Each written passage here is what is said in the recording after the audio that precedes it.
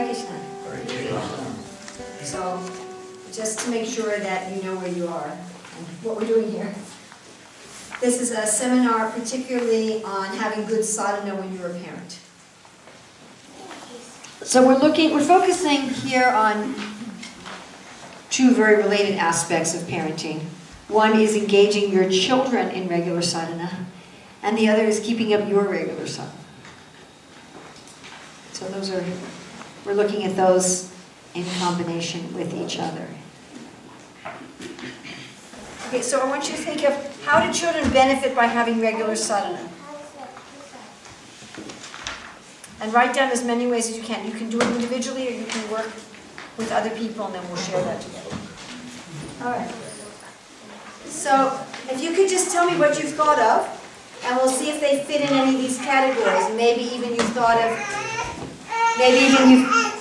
you've thought of some categories that I haven't thought of. You're just going to make sure everybody gets papers? Very good. I guess I should also apologize at first, especially to... No worries. Especially those of you from Indian background, that I don't have any culture. I'm really sorry. Somehow or other, Prabhupada's gotten me to worship Krishna, and I've tried to develop some culture over the years, but it's something like when people dye their hair and the actual color always shows. So I've tried to take up something of real culture, and I'm only partially successful. So if I behave really like an American, I apologize. I know that I will, I know that I do, and I can't seem to just make it go away. So I hope that you will be kind to me, and just don't take birth in America next life. Don't be stuck with it. So we could go around. No, I mean really, if you think I'm just outrageously rude and stuff, I'm sorry. I try, I really do try. If we could go around and you could suggest what you've come up with, and we'll see if we can put it in these categories. Okay, so people could, somebody's willing to start? What you've come up with as the benefits? Yes? Become more natural for them, it's not like rules and regulations. More natural, okay. Where do you think we should put that? We can put that under habits, perhaps? They'll become natural. And maybe under attachment to Krishna also? Okay. Okay, thank you. Someone else, benefits. Yes, sir? More disciplined and performing their duties, no distractions by useless material. Okay, to learn, put that maybe under responsibility? Yep. That they will develop discipline? Yep. And duty. Something that's more and more lacking in the modern world, isn't it? Even a concept that it's a good thing is lacking, what to speak of the thing itself. Yes? Creativity. So where can we put that under? Fun and play, okay. And those of you who got here early, or on time, those of you who got here earlier on time and you had time to read the paper on Srila Prabhupada's quotes, you saw that Srila Prabhupada was speaking about how important it was for the children to be able to have fun and to play.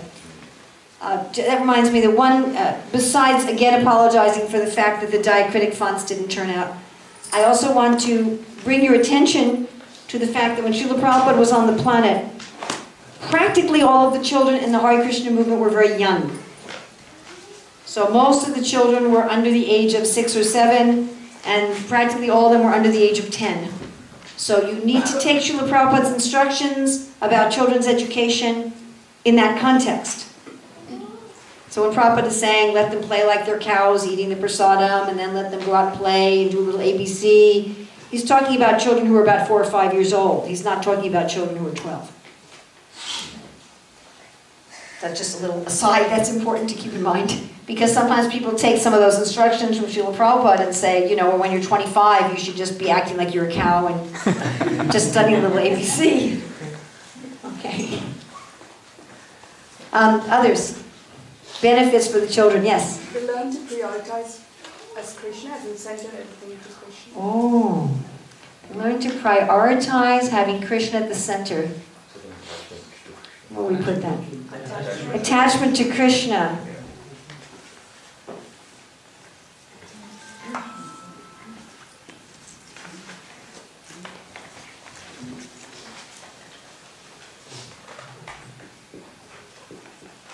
Did you prioritize with an S? Yes, you do.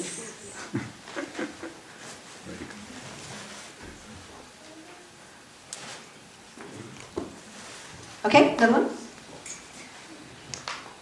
Yes? Trying to develop a Krishna conscious relationship with your family. Oh. I don't have that here. Lovely.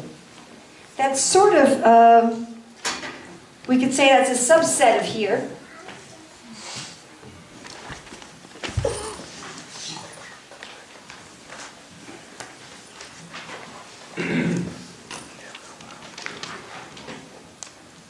And I like that so much, I'm going to write it here for the next time I teach this.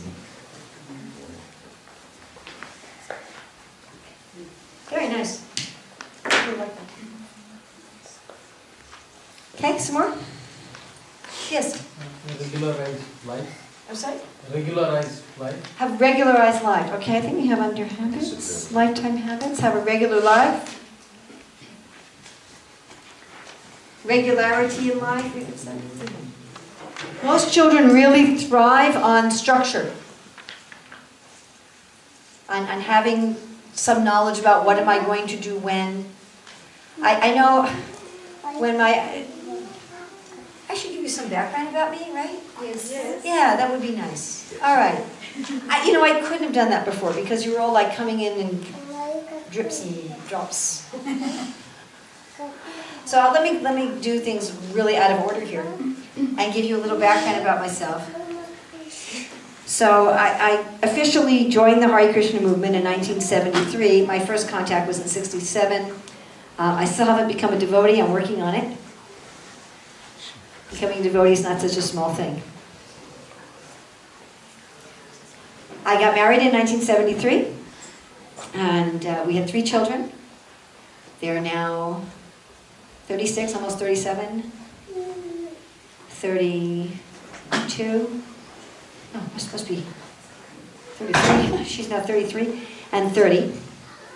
So I have 2 sons and a daughter, and we have 6 grandsons, and 4 granddaughters, and 1 grandchild on the way. And my oldest son is traveling with me, so that's the young man you saw. I told him this seminar wouldn't interest him, so he's up doing something else. But you saw him at the morning program.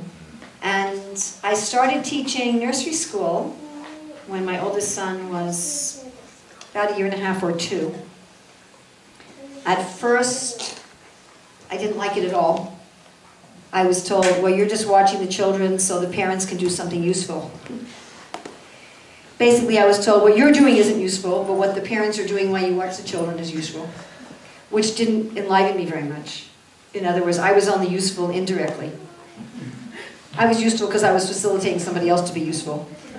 So I didn't find that particularly exciting. And then later on, I met a devotee named Jyotirmayi, who changed my whole view of taking care of children.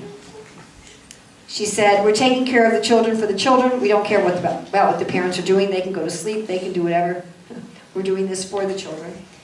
So she changed my whole perspective. And then she trained me how to be a teacher. Altogether, I ran a nursery school, either taught in or ran a nursery school. Nursery school means somewhere between age 2 and 5. One of the nursery schools we ran was between age 14 months and 3. I did that all together for 5 years. And then due to some circumstances, the academic school, the Gurukula, in which our child was enrolled, closed. And the GBC asked us to start a school. So, I don't know how long all of you have been in ISKCON, but in the old ISKCON, we had a concept that material qualifications were not important. If you were attending Mangal Artik and chanting 16 rounds, that was your qualification. So my husband said to the GBC, we don't know how to run a school. And he said, oh, Krishna will help you. Just go do it.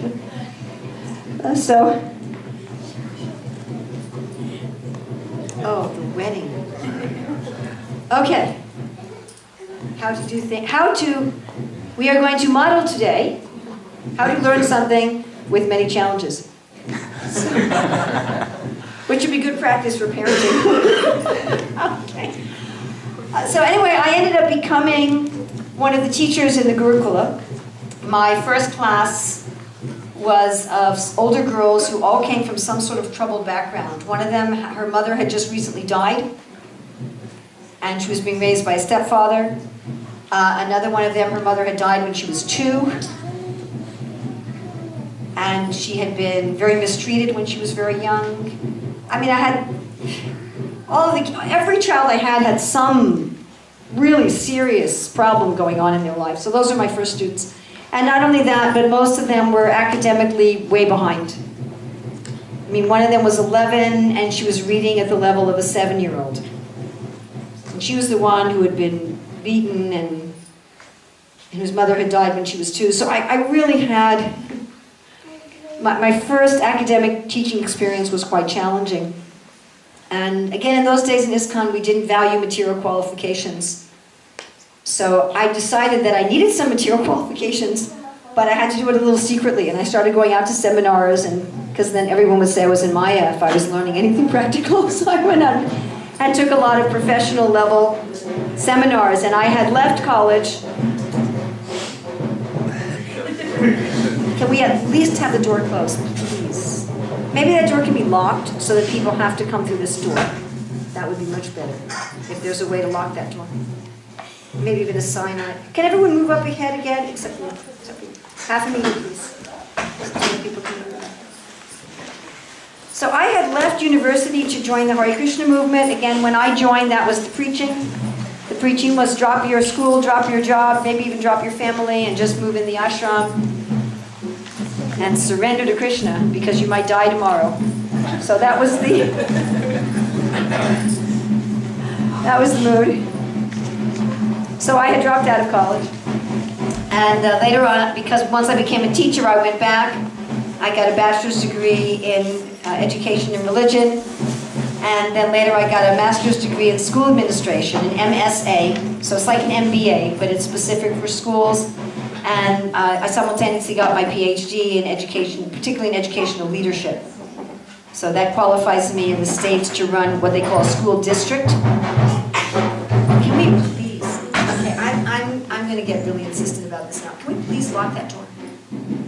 Like lock, there's a lock on the door. Please lock the door. Please lock the door. Is it possible to lock? Thank you. All right. So altogether, I was a teacher for, I think, about 27 years. And of those 27 years, 18 of those years, I ran a school. I ran a school in ISKCON, a Gurukula. And that meant a school for children aged 5 to 18. Then 1 year, as part of my doctoral degree, I was running a government school, a government primary school of about 450 children. So one of the things I noticed as a teacher was the lack of good teaching materials. And so just recently, just about a year ago, we completed a Learn to Read program. So it's a full course for teaching children to read age 5 to 7. And it has all of the books and all of the activity books, and like that. And that's available on the internet. And we produced a lot of other materials, actually. She also helped me with that. She was one of the artists for that one book is not inconsequential. So she was one of the artists for one of our books. And it's really unique because our Learn to Read program, it fully follows the top international systems for how to teach reading. So it's a completely professional program. At the same time, it's completely about Krishna. And Srila Prabhupada wanted something like that back in the 60s and 70s. He wanted us to produce top quality curriculum that was Krishna conscious. So we finally did it, many, many years later. Those of you who get back to Godhead Magazine, there'll be an article about this in the January, February issue. And if you want more information, I have some samples here, and I'd be happy to show you. So that's something about my background.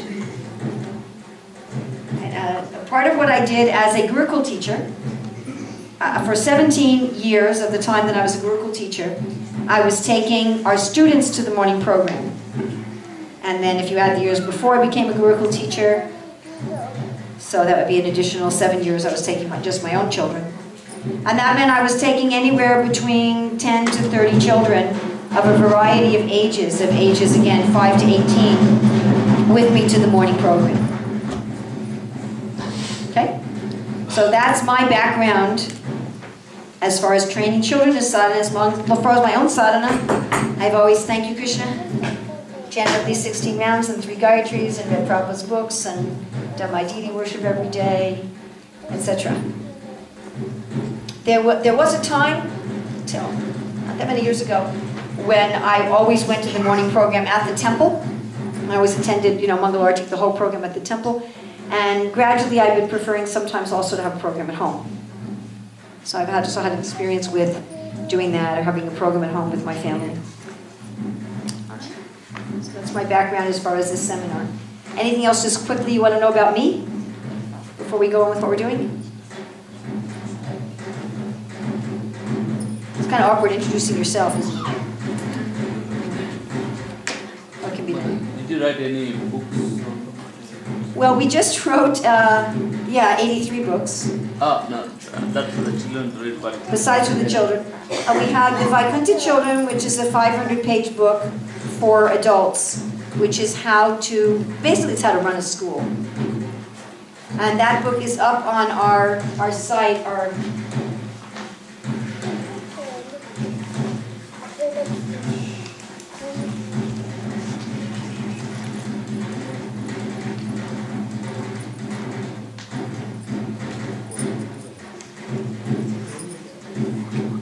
So that book is up on our site for free download. It's on the free ebook section.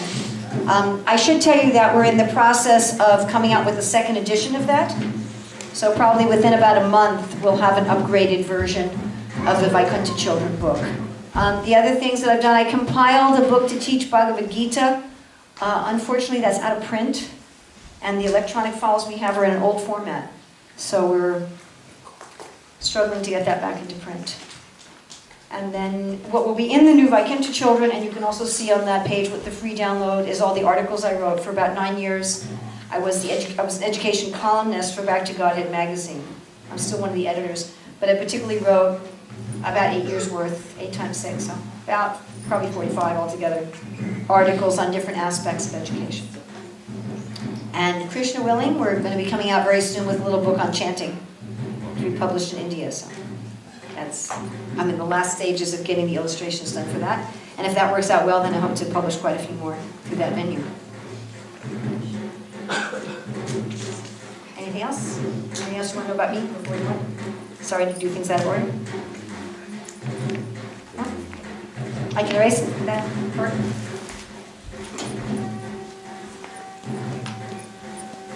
Okay, back to where we were with our musical accompaniment in the background. So more benefits for children of having some regular sadhana. Yes? I'm not sure where we put this. We help each other, like children help us and we help them in remembering Krishna. Maybe we could put that in a spiritual family relationship. Okay. Would that be a good place to put it? Okay. By the way, what time am I supposed to go on to? 1 o'clock. You're joking. We won't go. 1 o'clock.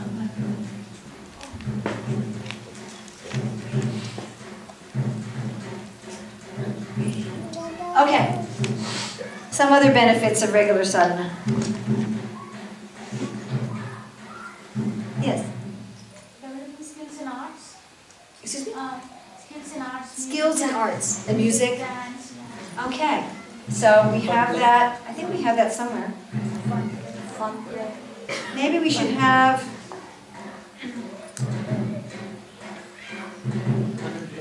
Maybe we should have that almost separate, but okay, skills.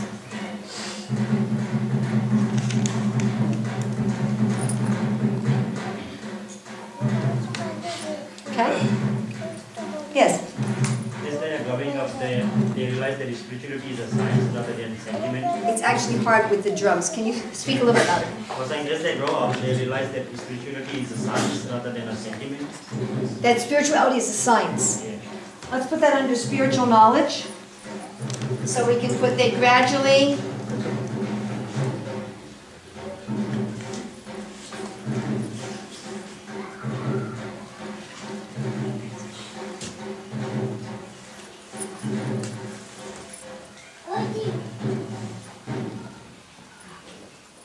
That's a very good point. I'm just thinking in that regard that my daughter-in-law's father is now giving classes to our mutual grandchildren once a week on the whole science of Krishna consciousness. They're being homeschooled, and I got for him a Bhakti training manual from Bhaktivedanta Manor, which he's using for classes in Krishna consciousness that go through all of the aspects of our tradition, our philosophy, and our practice. So he's giving systematic classes to the children on the practice of Krishna consciousness. I should mention that this particular benefit, and this is jumping ahead a little bit, I suppose, but I should mention that this particular benefit, you can often do better when you have a morning program at home than at the temple. Can you guess why? You can get them engaged. You can get them engaged, which deals with quite a number of things here like this. But you can get them engaged particularly in the classes. So the unfortunate reality is that the majority of the classes that take place in our temples are not that relevant for the children. So that it's nice to sometimes have, at least sometimes, have classes and discussions that are really geared for their questions and their needs and their participation. Okay, some other benefits? They become better organized in their life. Better organized. And I think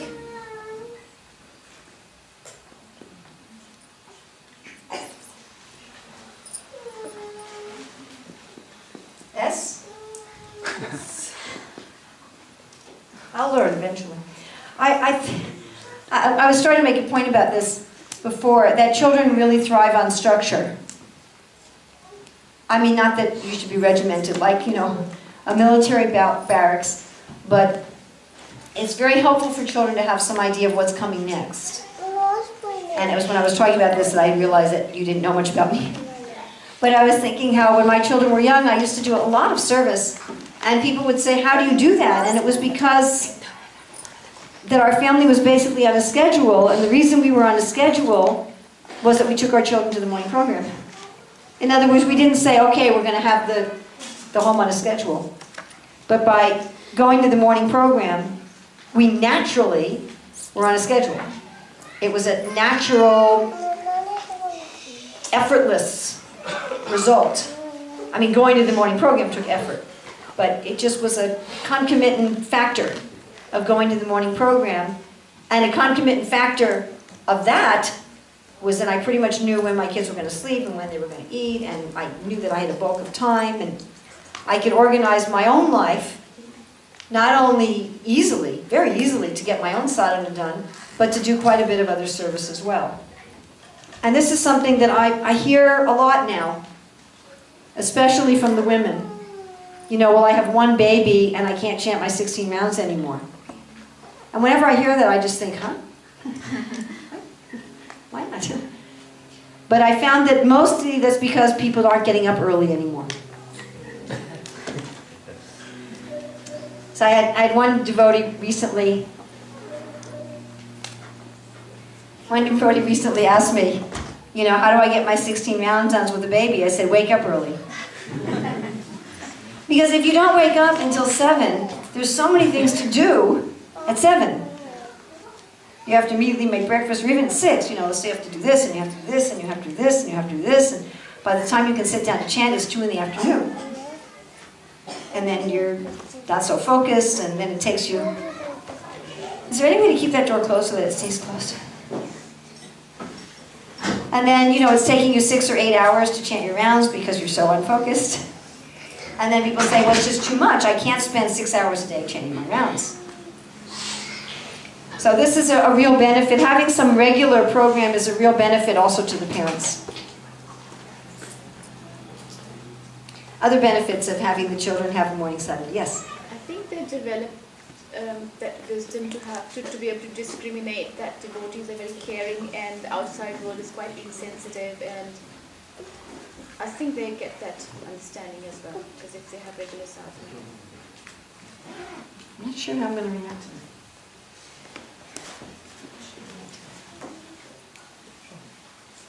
All right, let's... can I tell you my personal reaction to that? So, first of all, let's see. Let me find out something about you. Who here has been practicing strict Krishna consciousness for at least 5 years? 10 years? 15? Less than 1? Less than 1? Anybody less than 1? One of the interesting things you find is that those of us who are trying to be devotees of Krishna, that we don't immediately become what we'd like to be. I don't know for you, but I know for me, I'm not immediately what I want to be. My ideals of what kind of person I should be are way up there, and who I really am is not quite way up there.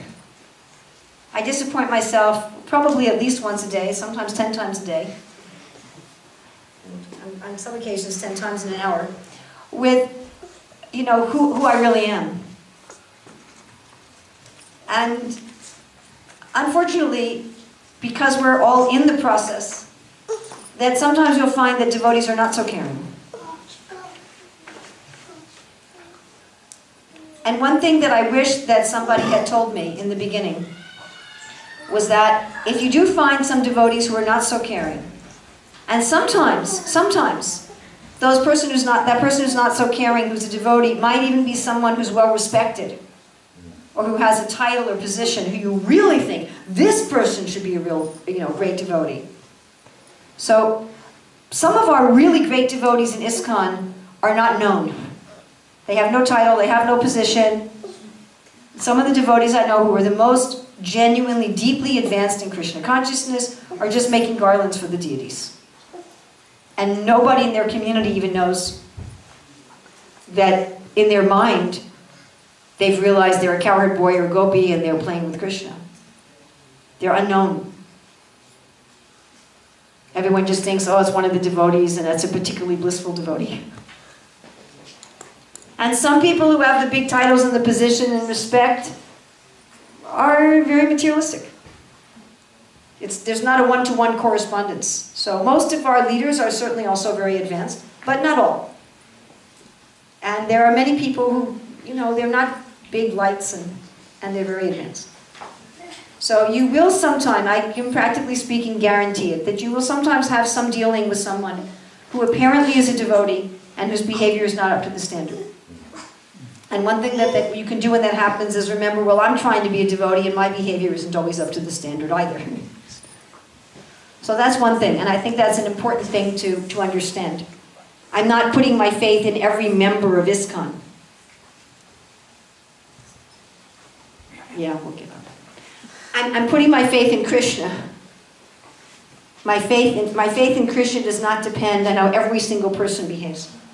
Just like you have faith in a university, that's not based on the behavior of every single student. No matter how good the university is, some of the students are just going to be going to parties and wasting their time. That's just what it is. The other thing that's on a negative note. On a positive note, it was very interesting for me when I was working in a government school. The contrast, because I'd always worked in a Gurukula, the contrast between the behavior of the devotees and the behavior of the materialists. I really noticed it, and particularly what I noticed, because honestly, sometimes the materialistic people in some ways, so a particular materialistic person might be better in some ways than a particular devotee. That's just the honest truth.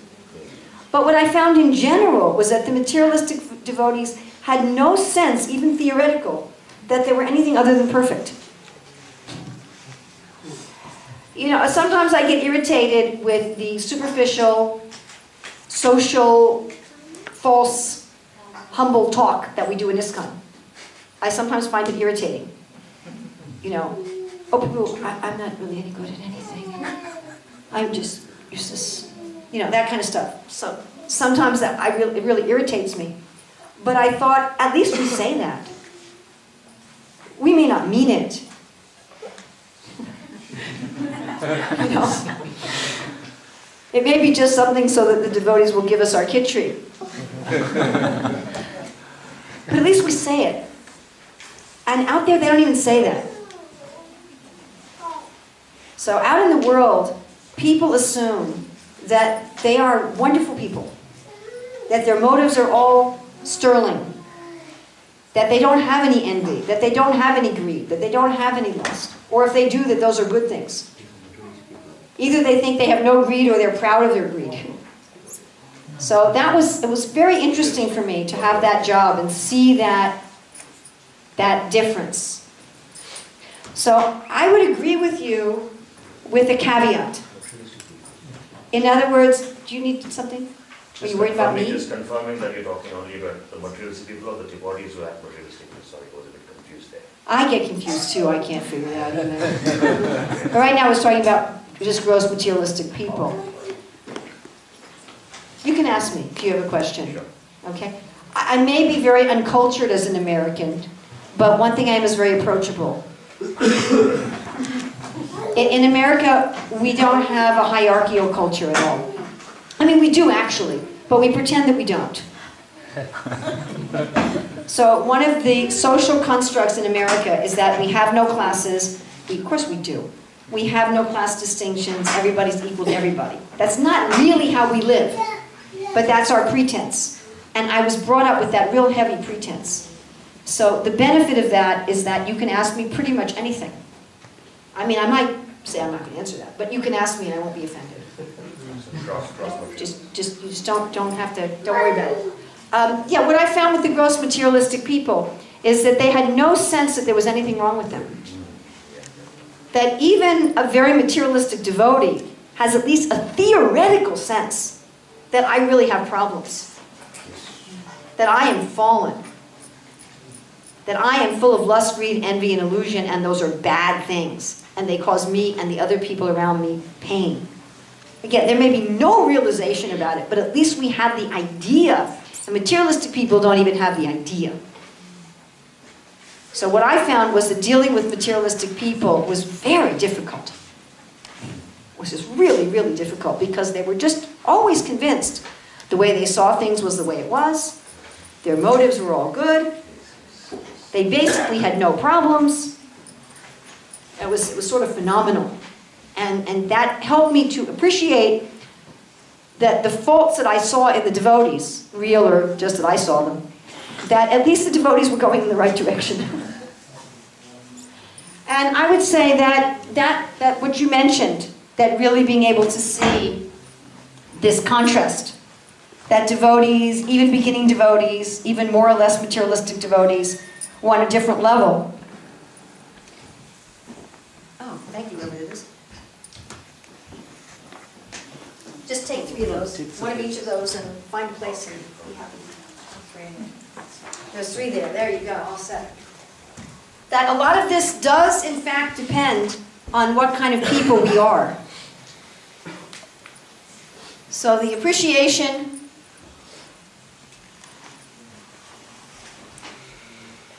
Is that all right that I went on a little bit of a side? Is that okay? Yep. And you'll be honest with me too? Yeah. Okay.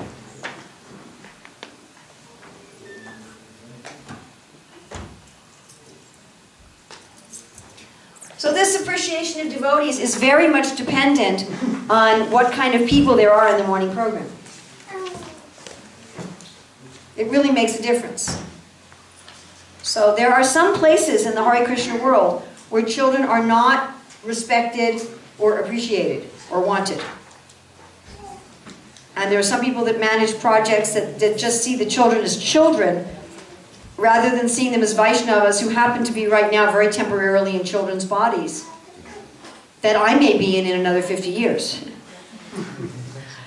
They don't stop and think that, wait a minute, am I sure I'm going to attain perfection in this life? And if I'm not, guess what? I'm going to be one of those children screaming and throwing things and whatever in the morning program. So I've been in all sorts of places. I've been in places where the local GBC and the local temple president is very loving to the children and very accepting and very welcoming of the children. I've been in temples where the local authorities and by extension the local devotees help engage the children in service, the children and teenagers in service, so that the children and the young adults really feel part of the community. And I've been in communities where the children are really not treated very nicely at all. And it's always, get them out, get them out, get them out, get them out. And then I say, okay, by the time they're 18, they'll say, fine, I'll go. So I really believe from my own experience that even if the devotees are wonderful people in general, that in order for the children to experience that, the devotees have to be wonderful towards the children in particular, not just wonderful in a general way. I suggested a resolution for the GBC many years ago, which was voted down, and that was that every new temple construction have in it a room for mothers of young children, so that they can hear the class on the speaker. I said, if you're going to construct a temple, make that part of your construction. One of the nicest places I've seen is at New Vrajdam in Hungary, where they've done that. There's a really nice room, has a sink in it, a changing area. Do you call them nappies or diapers? Nappies, you're very British. So where they have a place to change the nappies, and there's toys for the children, and then there's speakers in there, you can hear the class. But unfortunately that isn't done everywhere. And as I said when I brought it up, it was like, no, it's too much trouble, we're not going to do that. So you do want to be careful, and we are going to look at having morning programs at home and having morning programs at the temple. But if you end up at any point in a community where the leaders are not child-friendly and you have young children, my humble suggestion to you is that you have most of your programs at home.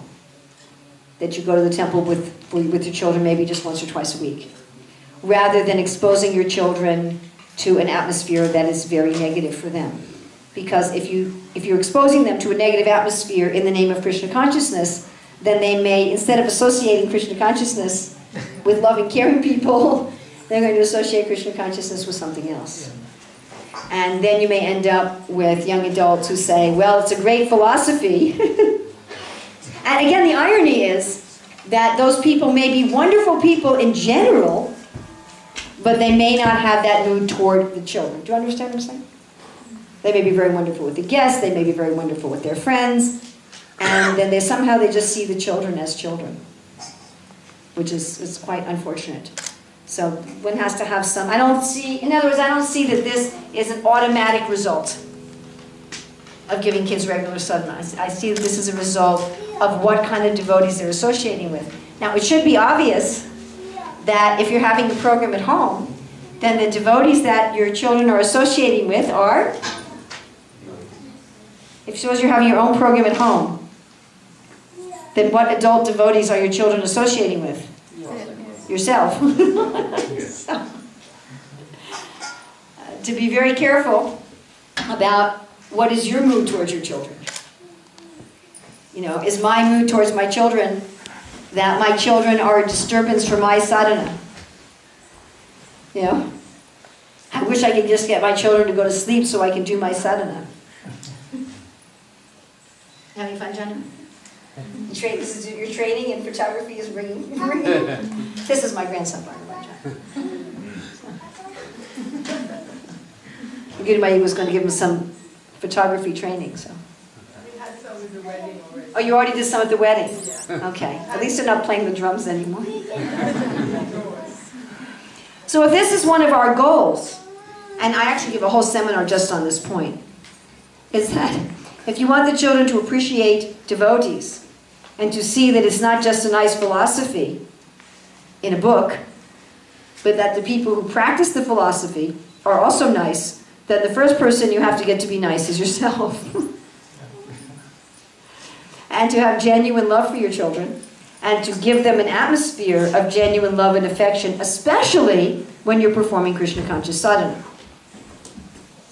So during the time of doing sadhana is not the time to be giving them strong chastisement. Then they'll think, okay, sadhana time is just when I get in trouble.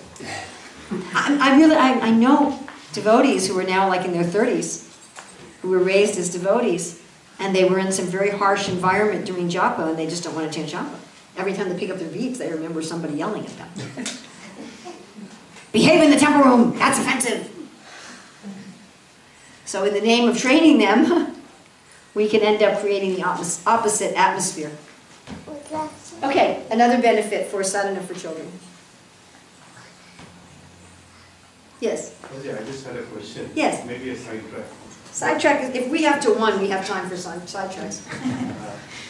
You know how you were mentioning about devotees needing to know how to respect or this is not, we are talking about our children, but as an Indian, any children I as a rural man would treat younger children like children and make fun of them, or have either tease with them or play with them. But what's the right way to deal with children? Well, that's such a big topic. Let's just say, for the purpose of this discussion and the purpose of encouraging the children in practicing sadhana bhakti, that you want to really welcome them. Children are noisy, dirty, not very sense-controlled. They don't have much control over their mind. They're very restless. They have sort of all the opposite qualities to that which you want to have in a sadhana program. Right? And that's just what they are. They won't be like that forever. But it's just how they behave as children. And to love them for what they are. As one, I think he's about 24 now. When he was my student, when he was, how old was he? I guess he was about 8 or 9. And during Tulsi Artik, he would race around Tulsi. So the other devotees in the temple, especially those of them who never had children, they'd come to me and say, Pramila, can't you do something about this child? And I said, okay, his father runs both a restaurant and a temple. His mother works half day in the restaurant, half day distributing books. I said, his parents are super high energy people. I said, this child also has a lot of energy. It's just that he's a child and he doesn't know what to do with it. I said, wait till he's 12, it'll go away by itself. And it did. When he was 12, he just calmed down. Now he just took initiation, just like maybe a week ago. He's one of the main persons in the 24-hour kirtan in Vrindavan, and temples pay to have him travel all over the world to lead kirtan. And he's still a very high energy person. He's the kind of person that can lead a kirtan for 4 or 5 hours straight, going down the street in Rath Yatra. But when he was 8 years old, he was racing around Tulsi. So I think part of it is really understanding that children are going to act like children. They really are. And just because they're devotee children doesn't mean they won't act like children. I mean, we have some, like Narada Muni didn't act like a child as a child. That's what's explained in the Bhagavatam. That even when he was a child, he wasn't very fond of playing, and he was, very mild. But that's not always true. Srila Prabhupada as a child would throw tantrums. He threw a tantrum once because his father would only buy him one toy gun. And he said, I want one for each hand. And of course, the naughtiest child is Krishna. Of course, Chaitanya Mahaprabhu was a pretty naughty child also. So to accept that children are that's how children behave.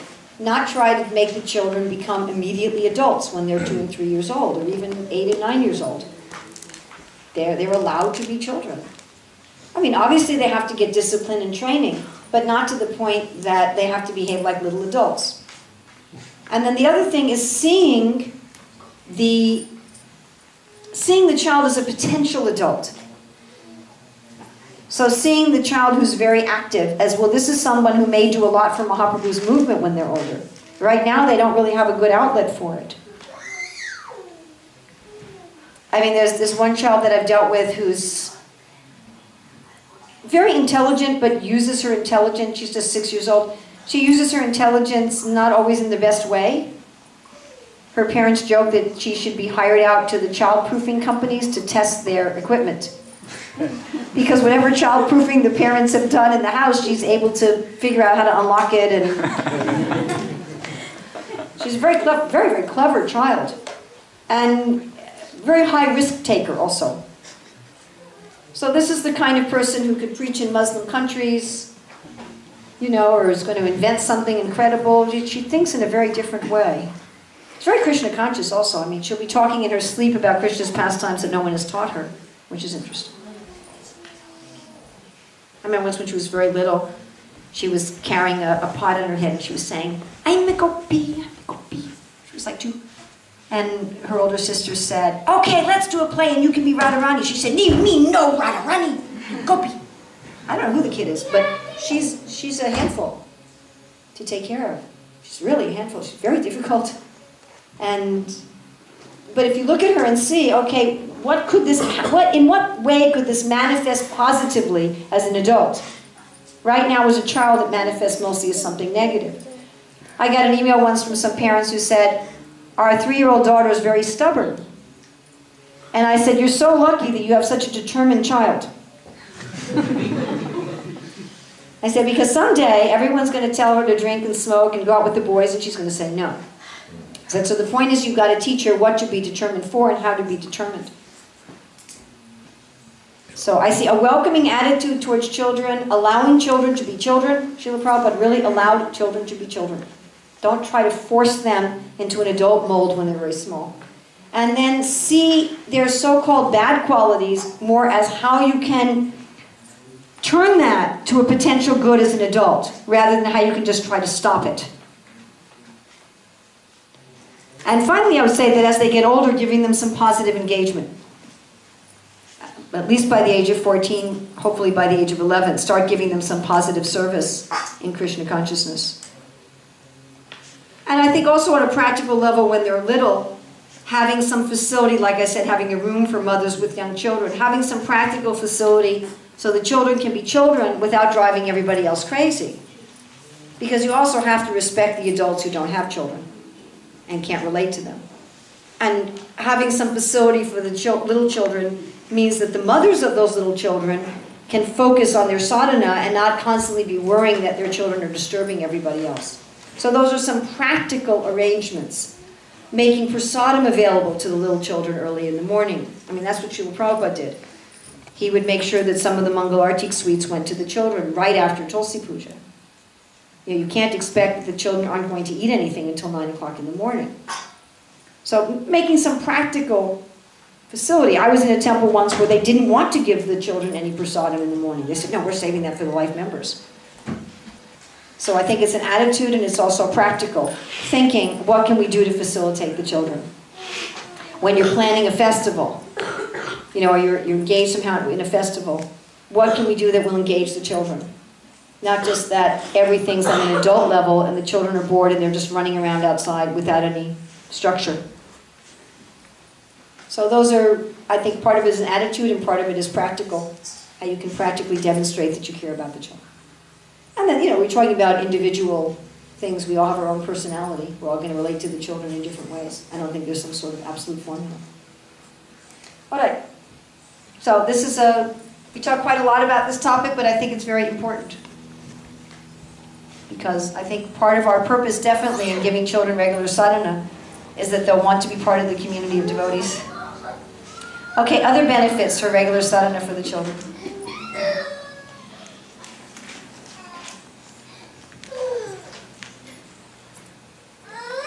One incidental benefit is that they learn to chant mantras and maybe develop interest in learning Sanskrit and Okay. scriptures. All right, so maybe we put this under spiritual knowledge. So they learn mantras.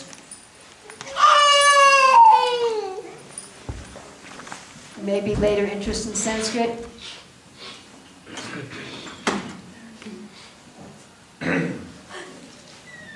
This is also reminding me, one of my former students is a Gurukul teacher in Dallas, and she was saying how she remembered that in the morning program in Detroit, I used to teach all the children Brahma Samhita. Because it was a 2-hour japa time, so we had half that time was for my japa, and the children would chant for about 20 minutes for the little ones, 40 for the older ones, and then they would have coloring time. Well, I chanted some more, but I couldn't expect them to just be quiet for too long. So then I gave them a class in Brahma Samhita for an hour every morning. And she was remembering that and teaching that to her students there in Dallas. So I think that's something, that especially is a fact. If the children are encouraged to chant in the temple programs, you know, in many temples, the children are allowed even to lead some of the kirtans. I've been in temples where young children are leading, say, the Nisinga prayers or other prayers. And if the children are encouraged to chant the Sanskrit verse in the Bhagavatam class, and also if you have a separate class where the children can learn other mantras during the morning program. This can happen also at home. You know, if you're having a program at home, it's very easy to have the children chant the Bhagavatam verse and take turns chanting the prayers and learning all the prayers. Make sure that they know something of the meaning of the prayers. I know one devotee who created a songbook where she translated all the prayers into English poetry in such a way that they could be sung to exactly the same tune as we use for the Sanskrit and Bengali prayers. And so the children will also, she's done this for children, so the children can sing the prayer in Sanskrit or Bengali and then sing the same prayer in English to the same tune. That's really interesting. But you do want to be careful. One joke among our youth who've been brought up in the movement is how many of them thought that we were offering obeisances to groceries every morning. Think about that one.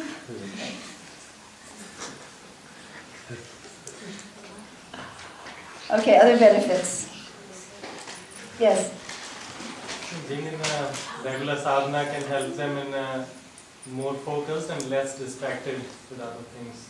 They don't have much time left for less distracted.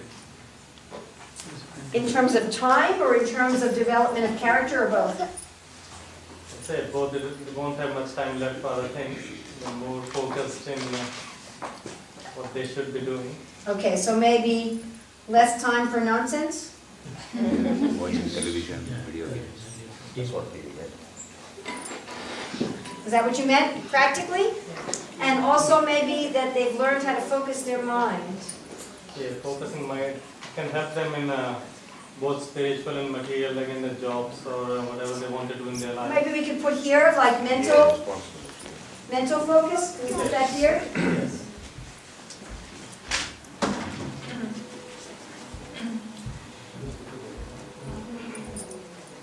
Any others? Yeah, one under morality and ethics, that is basically compassion for animals, you can say. Oh, okay. Everyone. Everyone.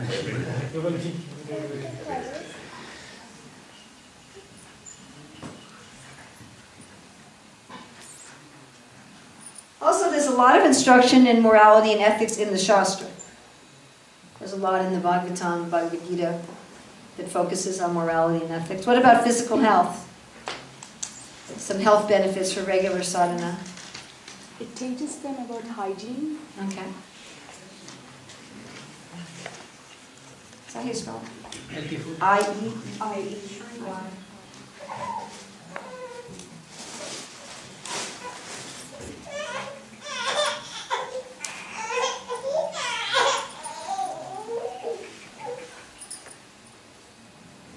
I mean, if you do have a morning program, it's certainly very healthy to get up in the morning.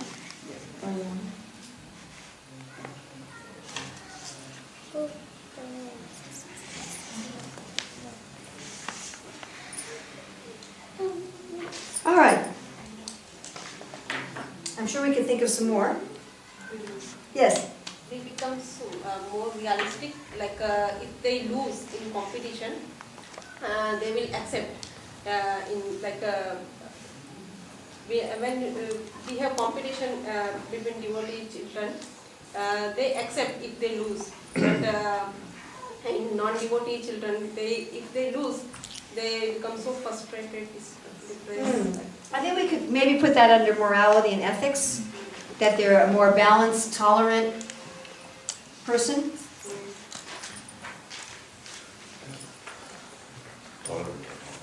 Which of course helps in general with life. Helps in molding their personality. Where can we put that? Maybe as a separate.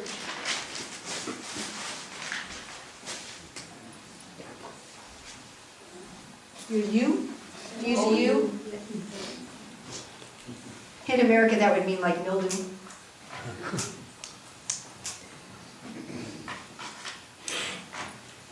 I'm going to put also developing and directing.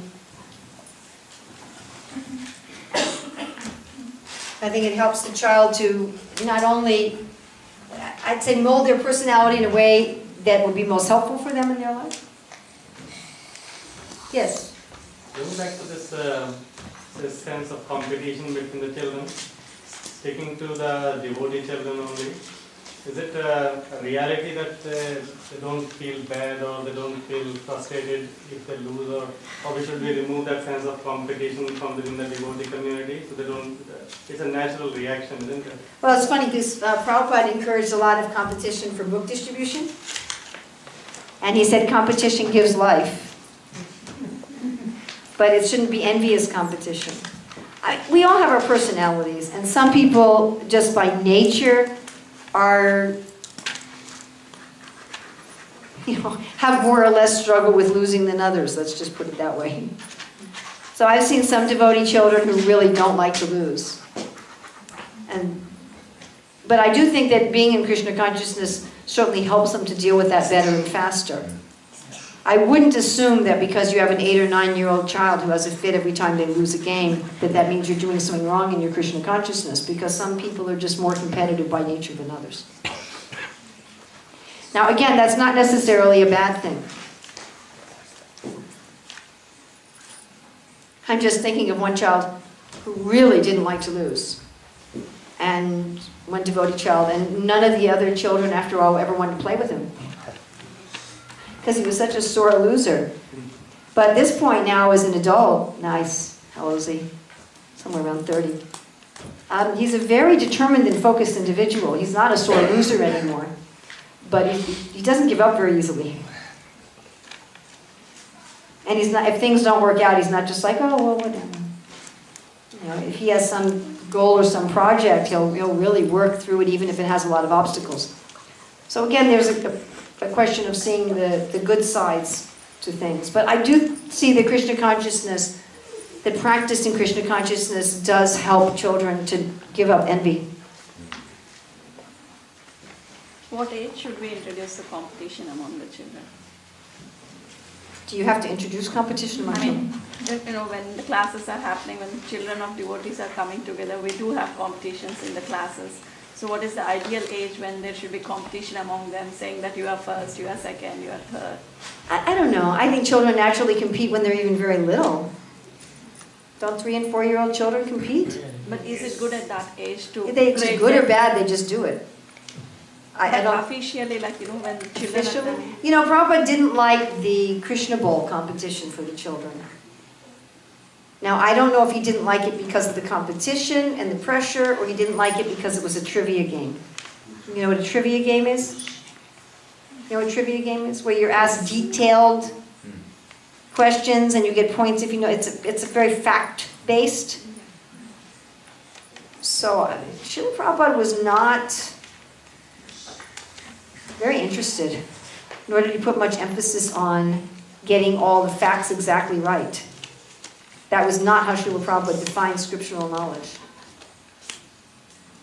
And in fact, there was one devotee very early in the movement who wanted to get a book of Bhagavatam stories published by the Sri Chinmoy organization. And Prabhupada made 2 objections. He said, first of all, we don't want to hear Bhagavatam from their perspective. And the other thing he said is, we're not so interested in the stories, we're interested in the philosophy. Which I found a fascinating statement. And you find that when Srila Prabhupada would tell stories, he always weaves it in philosophy. I'm up to being challenged on this. If you can find any instance where Prabhupada just told a story and just told the story. But I can't think of any. That his stories were always either he wove philosophy into the stories or he was weaving stories into philosophy. And Prabhupada wasn't that careful about making sure he got all the details of a story right when he told it. It wasn't his meditation. And he would sometimes tell stories and mix up this fact and the other fact. And it wasn't his concern. His concern was what is the mood and what is the relationship. So I say Prabhupada's emphasis was on philosophy and on mood. So maybe that's why he objected to the Krishna bowl, because it was putting the emphasis on the wrong thing. And I've seen even exams for adults, like Bhakti Shastri exams for adults, that are all just, what's the third line and the purport on this page? Kind of thing. Or asking about something that's only talked about in the scripture one time, or that Srila Prabhupada only talks about 1 or 2 times. Like list the steps from Anamoya to Anandamoya. It's only 2 times. It's in one purport, and I think in one lecture. So obviously it's not so important. So they're asking questions on minutia, rather than, Hare Krishna, please take one each of those 3 papers, rather than asking questions about what's really important. So that might be the reason. And the reason might be that Srila Prabhupada wasn't in favor of the intense competition, and maybe a combination of both, that he didn't want the children subjected to intense competition on minutia. It could be both. Maybe Prabhupada would have been all right with intense competition about something else. I don't know. We don't really have much of a... We don't have that much background about it to know exactly what he was objecting to. But he definitely wanted it stopped, and wanted it stopped immediately. At the same time, Srila Prabhupada encouraged healthy competition among all the devotees, and I don't recall him ever saying that it could only start at a particular age. So I see healthy competition as something... This is really heavy. I see healthy competition as something that's inspiring. So you're doing something... You're doing something wonderful for Krishna, and I see what you're doing, and I'm rejoicing in what you're doing, which then inspires me to do something, not to put you down. Like inspirational stories. We might read some inspirational story, somebody who overcame great odds, and then we think, well, I can also do that, and I can also overcome the difficulty in my life. So that kind of competition goes on in Goloka Vrindavan. That the cowherd boy is thinking, oh, that cowherd boy sang really nicely for Krishna. Krishna was so happy. I want to sing even better. I'm going to expand Krishna's happiness. Not to put down the other cowherd boy, but to expand Krishna's happiness. So that sort of appreciative, inspirational competition is part of our original spiritual nature. And I would much rather see that in training of children and in training adults, we don't do this very well in training adults either, that instead of trying to repress the material, which is not our philosophy, it's not our philosophy, our philosophy is not that desires are bad, and inclinations are bad, and personality is bad, and competition is bad. Our philosophy is just that envy is bad. Bhaktivinoda Thakur says the only thing prohibited in the spiritual world is envy. There's no other rules. There's 2 rules, he says. This is in Bhakti Loka Niyamagraha section. He says, what's allowed is love, and what's prohibited is envy, and that's all. So we are against envy. We are against malice. We are against hatred. We are against cruelty. But we're not against any particular desire or any particular activity. I mean, there may be some activities that are inherently cruel. But other than activities that are inherently cruel, like killing poor animals to eat them, what we want to change is the motive and the mood, much more than the behavior. We want to see how we can turn behavior and desires and inclinations back to their original source. We are not trying to stop desires and inclinations and behavior. That is not our philosophy. That's not our teaching. It's not what's recommended. That is an impersonal path. So you want to be very careful with that. So I don't think it's a question of should we have competition and when should we have competition, but the question should be what kind of competition? What's the mood of competition? What's the goal of competition? How am I modeling competition? What kind of mood am I going to accept in the children?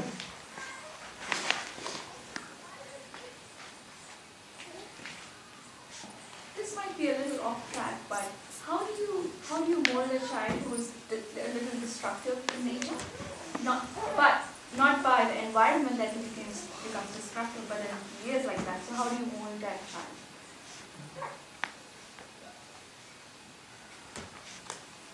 I suppose there's careers in destruction.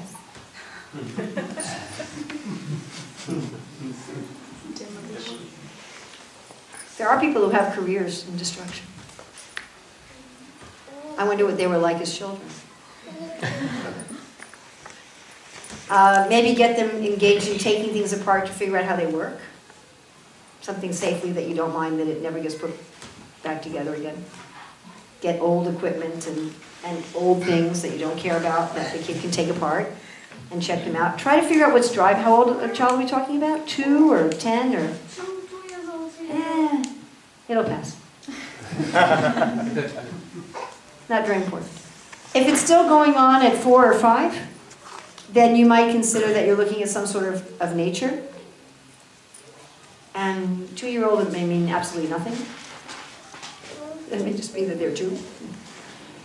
And if you still see it at 4 or 5, that it's really an ongoing thing. I mean, all kids destroy something sometimes. It's just whatever. But then I might try to figure out what's behind it.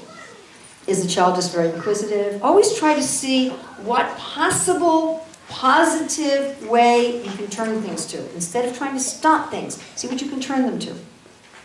Okay, I have a kid who likes to take things apart and break them. What can they do?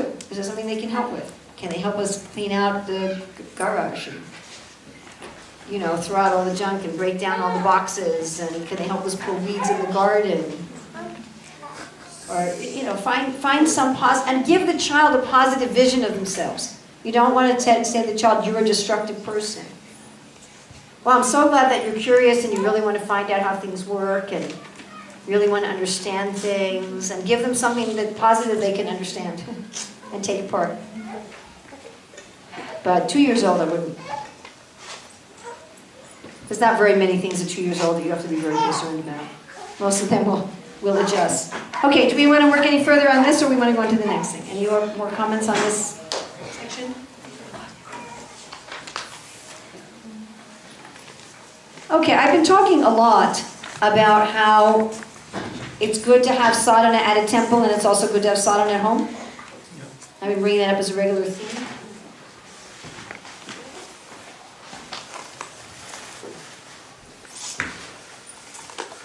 Okay, what I'd like to do right now is take a little break. Everybody please just stand up. Stretch. Stretch. And touch your toes. And stretch. Just stretch and move around a bit while I erase the board.